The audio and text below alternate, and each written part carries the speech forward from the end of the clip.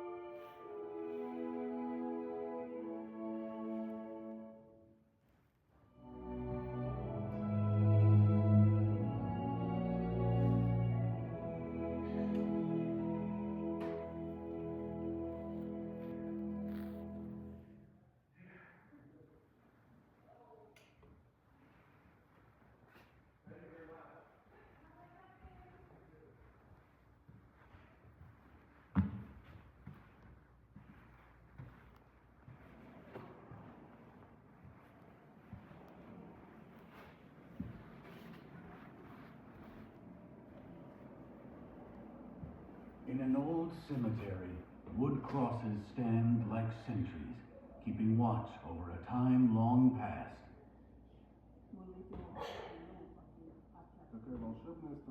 One can almost hear voices. They speak the words of native peoples and the language of the empire that built an extraordinary outpost on this piece of Northern California coastline. Russian.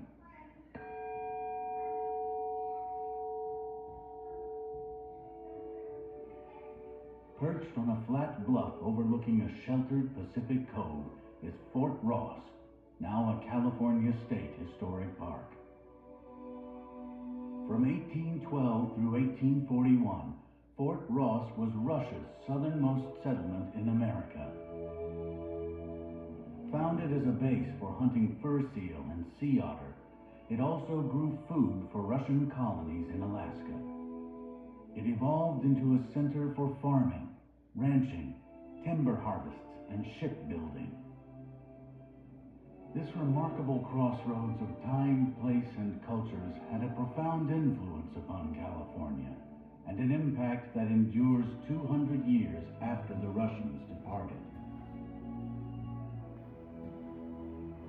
For centuries before, the Kashaya inhabited the forested ridges and coastal terraces of this area. During the winter, the Kashaya settled in the hills, subsisting on acorns, plants, and game. Summers were spent by the shore in an area they called Metini, where they harvested shellfish, kelp, fish, and sea salt. The Kashaya also crafted fine finished baskets from woolly sedgegrass, colored with black walnut and red bud. Well adapted to an environment that met their basic needs, the vibrant Kashaya culture had not yet been influenced like so many tribes in other parts of the Americas. But powerful forces of change were brewing on the other side of the world during the 16th through 18th centuries, as restless European empires sent forth explorers to find trade routes, goods of value, and land to claim. Russian explorers pushed east into Siberia, across the Bering Sea to the Aleutian Islands, Kodiak Island, and finally Sitka.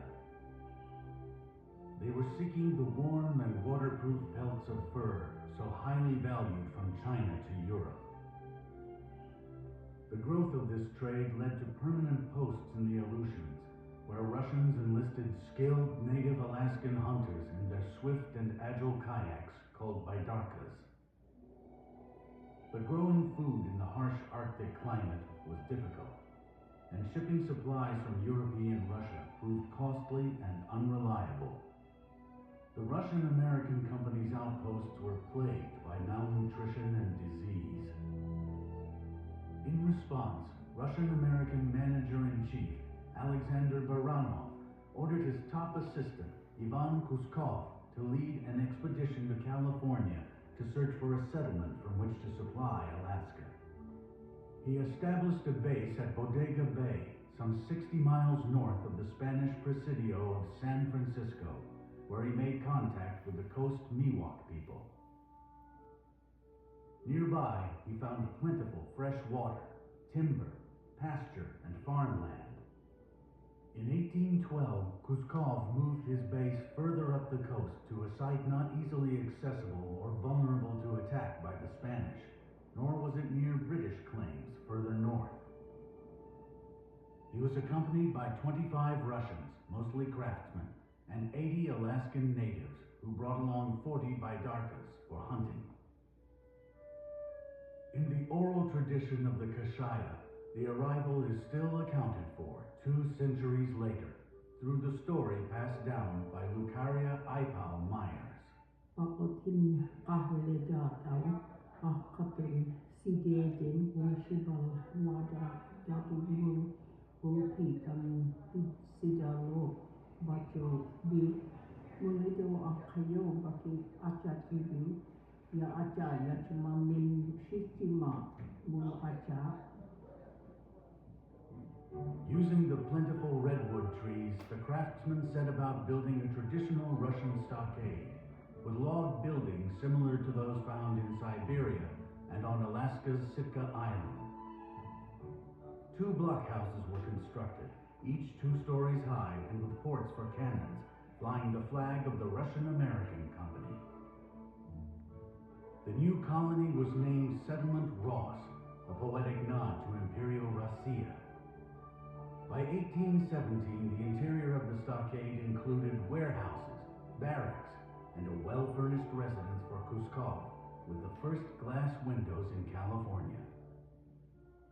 8 years later, the Russian Orthodox chapel was built, and occasional services were conducted by visiting priests. Outside the stockade walls, the workers built California's first windmill, a threshing floor, dairy barn, a bakery, 24 houses, and 9 bathhouses. After some time, the local chiefs agreed to the settlement and were given gifts and medals of friendship. The Kashaya appreciated that the Russians showed little interest in forced religious conversions. Many Indians were hired to work in the fields and were paid in flour, meat, clothing, and beads. Although relations between the Russians and Kashaya were largely free of the conflict found in so many other New World encounters, not all of the natives were pleased with the settlement. Russian officials lived inside the stockade, a sanctuary into which the Kashaya were seldom allowed. But outside, communities quickly sprouted. At one edge of the stockade, native Alaskans set up a village on the bluff above the sea. At another, lower-ranking Russian employees and their native spouses established quarters for growing families. The offspring of these unions were called Creoles, and they were an important part of the multicultural community. By 1820, the local sea otter population was severely depleted by overhunting. The Russian-American Company introduced a moratorium on taking otters, one of the earliest examples of marine mammal conservation in the Pacific. Settlers, in turn, focused attention on agriculture and ranching. Experiments with fruit trees, including peach, apple, cherry, and pears, led to a productive orchard with about 260 trees. But the original concept of producing wheat and other crops for the Alaskan colonies failed due to infertile soils, pests, and the marine climate. The settlers had greater success raising livestock that provided salted beef, butter, and wool for Alaska. Daily life at Fort-Росс was routine and yet busy, as hunting parties went after fish and game, while others cut and hauled timber back to the settlement. At sheds near the cove, artisans made furniture, barrels, plows, and other hardware, while blacksmiths hammered metal into useful items. The workmen fashioned redwood beams for construction, sections of prefabricated dwellings, and even sea-going ships, the first built in California. Fort-Росс produced goods valued throughout the region. California's Spanish and Mexicans were in great need of the plows, axes, nails, wheels, and cookware, which representatives from the Russian-American Company exchanged for grain, salt, and agricultural goods. Ships from a number of nations visited the colony's protected harbor at Bodega Bay, which was named Port Rumyantsev. Others stopped at Ross to trade and were customarily signaled by cannons, the only time the weapons were ever used. The Russian Academy of Sciences also sponsored many expeditions to California by scientists and artists. Their studies remain the most thorough account of Alta California, its wildlife and native people from that time. One of these scientists, Ilya Voznesensky, stayed at Fort-Росс and conducted the most comprehensive studies of the surrounding area. The fifth and final manager of Fort-Росс, Alexander Rochev, arrived in the late 1830s. A prominent writer and translator conversant in several languages, Rochev was eventually joined by his elegant wife, Yelena, the former Princess Gagarina, and their 3 children. Under Rochev's command, the company built the manager a new house that bears his name, and which was said to possess a choice library, a piano, and a score of Mozart. French sea captain Cyril Laplace was clearly enthralled. The mistress of the house, a young and gracious lady with a good figure and distinguished manners, speaking fluent French, gave us the nicest and most eager welcome. Soon, pressure mounted against Fort-Росс. Independent Mexico and the United States encouraged settlers to move into the area, a potential challenge to Russian claims. And in 1839, declining fortunes prompted the Russian-American Company to sign a contract with the Hudson Bay Company to take over supplying the Alaskan colonies. Although Fort-Росс was no longer needed, Alexander Rochev personally opposed the sale of a most beloved place and assignment. What an enchanting land California is. I spent the best years of my life there, and affectionately carry the memories of these days in my soul. Rochev nonetheless carried out his orders to sell the movable assets, and found a buyer in Captain John Sutter, who moved several buildings and the livestock to his ranch in the Sacramento Valley. On January 1st, 1842, Rochev and about 100 colonists sailed from Bodega Bay on a ship bound for New Archangel, or Sitka, marking the end of the formal Russian presence on the California coast. So began the Fort-Росс Ranch period, when William Bennett arrived to manage the fort on Sutter's behalf, and soon after acquired the surrounding land. Bennett restored the fort's warehouse and constructed a stone wharf in the cove below the fort. In 1873, American adventurer George W. Call purchased Fort-Росс and much of the ranch land. Call built barns, wagon sheds, and a smithy, and transformed the property into a bustling business, shipping, and communications center. He and his young Chilean wife, Mercedes, raised 9 children on what came to be known as the Call Ranch. Eventually outgrowing the Rochev house, they built a residence outside the stockade, which stands to this day. Daughter Laura Call Carr expressed the joy of growing up along the coast. We lived in a world of our own creating, of natural history and games which we ourselves invented. On Sunday mornings, we went to the wonderful sandy beach, where we learned about the small creatures that dwelled there. Timber harvested in nearby forests was shipped from the Call Landing as fence posts, railroad ties, and cordwood, while the ranch produced and sold apples, butter, and calves. Meanwhile, Fort Ross and its shoreline and forests became a destination for tourists, mostly from San Francisco. With the Calls in their new home, the Rochev house was leased out as a hotel, while old buildings were put to new uses. The officials' quarters were converted into the Fort Ross Saloon and Laundry. The old warehouse became a dance hall. The chapel was used for weddings, and also to store apples and stable horses. With both a post office and telegraph station, Fort Ross became the Northern Coast's social center. In 1903, George Call sold the stockade area to the California Historical Landmarks League. Most of the buildings showed the ravages of time and weather.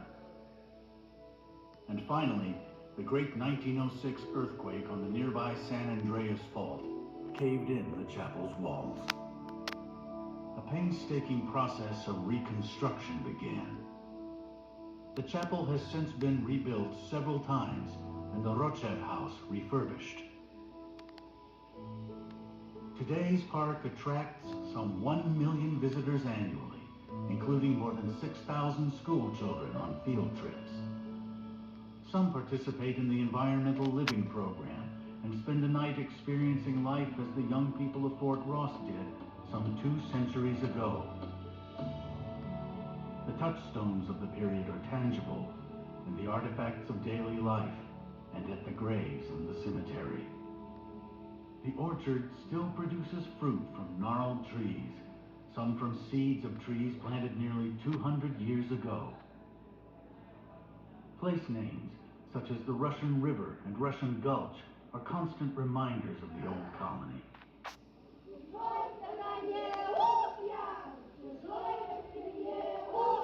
During celebrations at Fort Ross, the cannons are still fired. Perhaps the most special event is held annually on the last Saturday of every July.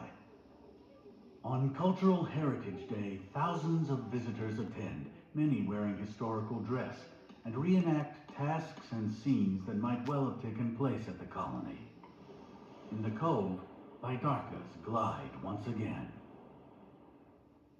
People from the Kashaya tribe join the occasion and share their knowledge and traditions. An Orthodox ceremony is held in the church, drawing attendees from California and beyond. As all honor the memory of their forebears, the voices bring old Fort Ross back to life.